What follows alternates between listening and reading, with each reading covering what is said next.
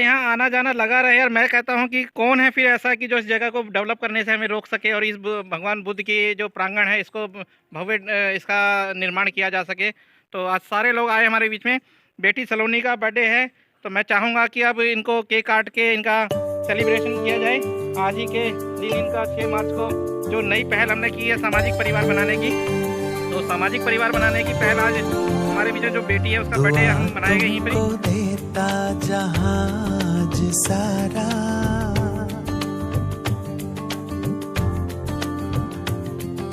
दुआ तुमको देता जहाज सारा, मुबारक हो तुमको जन्मदिन तुम्हारा।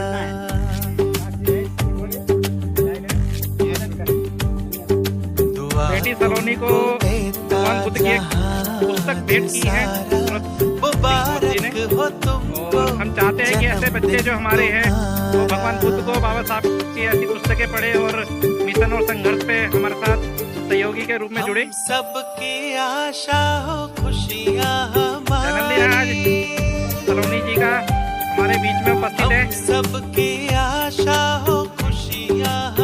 Happy birthday Saloni, happy birthday to you, happy birthday, happy birthday, happy birthday Saloni, Saloni, happy birthday to you, happy birthday, happy birthday, happy birthday Saloni.